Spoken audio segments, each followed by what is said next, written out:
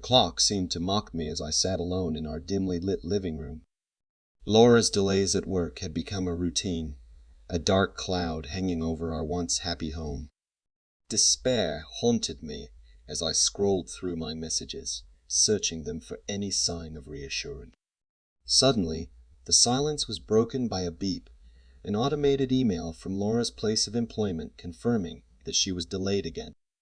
The knot in my stomach clenched. One evening, after a particularly stressful day, I decided to attend my friend's bachelor party. The laughter and merriment contrasted sharply with the heaviness I carried within me. As the night unfolded, the fun intensified, and I agreed to capture the festivities through my lens. In the midst of the fun, I noticed a familiar face, the same guy I'd seen dropping Laura off late the night before. He'd excused himself to the restroom, leaving his phone unattended. Curiosity got the best of me, and I couldn't resist looking at the screen.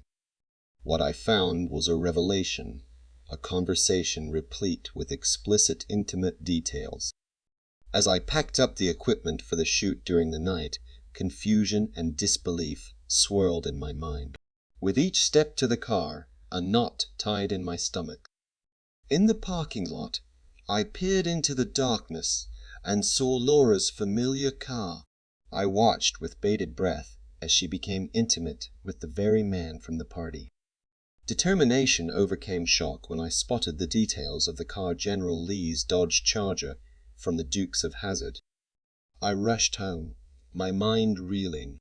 The next day, driven by anger and despair, I presented Laura with the evidence.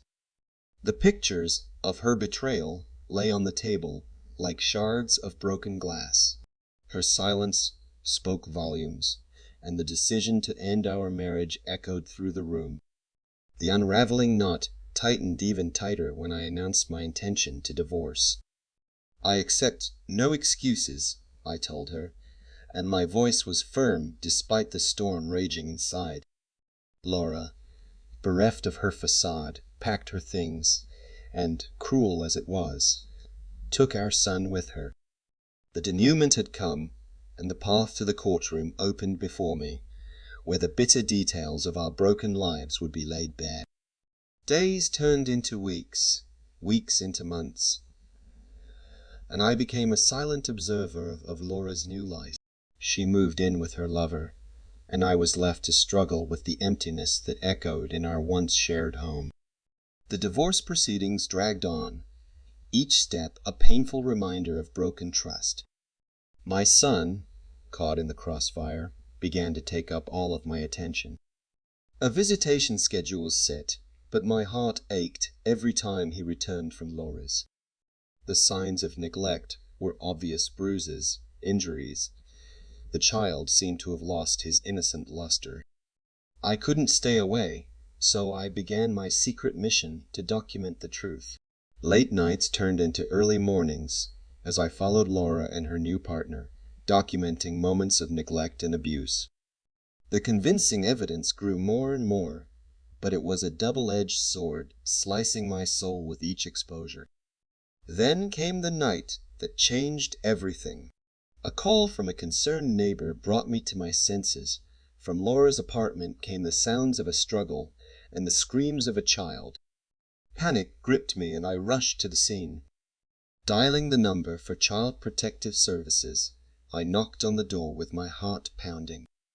The door creaked open, revealing a picture of chaos. There were screams coming from Laura's apartment, and my son was cowering in the corner with eyes full of terror. It took all my strength not to give in to the urge to pounce on her new partner. A swiftly arriving CPS team examined my son's frail body. Fever, slap marks on his face, the signs of abuse were undeniable. I cradled my son against me, shielding myself from the storm of emotions raging around us. The court was going to hear about this, and the judge was going to weigh the evidence of neglect. As the wheels of justice turned, the silent observer turned into a fierce advocate for my son's safety, determined to shield him from the storms that had become his new reality. The courtroom became my battleground, and the judge, a stern figure in a black robe, presided over the unraveling of a story of betrayal and neglect.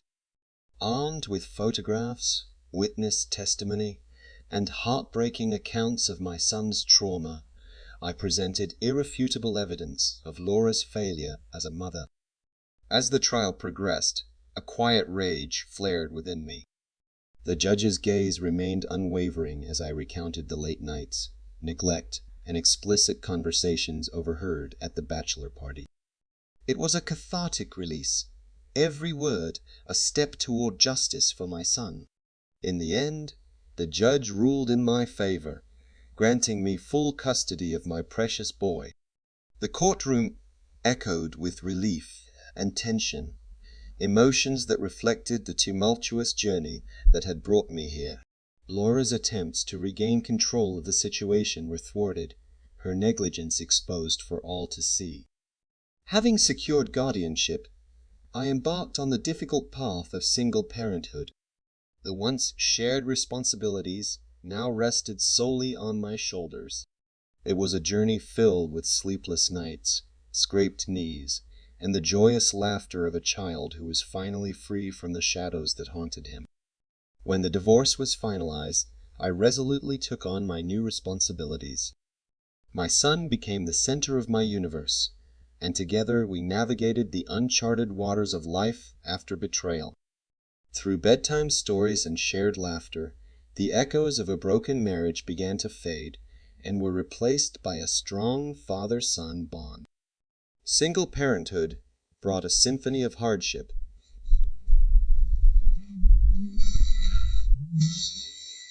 with a melody of resilience. Days alternated with nights as I juggled the demands of work, parenting, and the echoes of the past that lingered in the corners of our shared home. The silence in the empty rooms Laura once occupied was deafening. Co-parenting with Laura had become a delicate dance, a choreography of schedules and shared responsibilities. Court-ordered visits brought moments of joy and heartache as my son transitioned from one world to another. Amidst the emotional complexities, our bond grew stronger and stronger, a testament to the power of unconditional love. However, as life took on a new rhythm, an unexpected twist awaited us. A notice arrived indicating Laura's intention to seek custody of the child again. The courtroom, a familiar battleground, became the scene of a new struggle.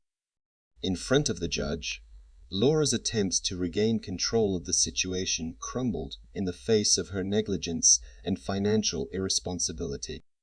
The judge's stern words echoed throughout the courtroom, emphasizing that the welfare of the child was paramount. Laura's custody claim failed, and the scales of justice tipped once again in my favor. When the court ordered Laura to pay child support, the burden shifted and a sense of justice prevailed. Financial responsibility was no longer one-sided. It was a bittersweet victory, a reminder that there is a price to pay for freedom, and that price is now reflected in the court's decision. My son, resilient and thriving, became a beacon of hope out of the storm. After broken vows and broken promises, a new chapter began, defined by the unwavering love of a father and the indomitable spirit of a child who weathered the storm and emerged stronger. With custody in my hands and the court orders sounding in the background, life returned to normal. My son, once a victim of circumstance, was now enjoying the stability of our home. The scars of the past began to fade, replaced by the laughter and innocence of a child who had regained her joy. The litigation, once an unrelenting storm, subsided. However, a new problem arose: financial payback in the form of child support. Now Laura, who had obtained a court order, faced the consequences of her actions. The courtroom, a familiar scene, became the site of a different kind of judgment, reflecting parental responsibility. As the court calculated the financial obligations, a sense of vindication settled in me. The burden of raising our son was no longer mine alone. The scales tipped, and Laura, now obligated to do her part, faced the reality of her choices. I sought not revenge, but a just payback for the well-being of our child. The courtroom drama was over, and with the fall of the gavel, a new chapter began, a chapter defined by co-parenting agreements and financial obligations. Laura, now bound by parental responsibilities, faced the reality that freedom comes at a price. After that, our lives continued to intertwine, albeit in a different dance. Coordinating visits, sharing school information, and coping with the challenges of parenthood became our shared responsibilities. The echoes of our fractured past, though still lingering, were eclipsed by the resilience of a father and the indomitable spirit of a child. The price of freedom, I realized, was not just financial. It was the assurance that my son's future was secure, that his well-being was paramount. As I watched him grow, I realized that the scars of the past don't last forever.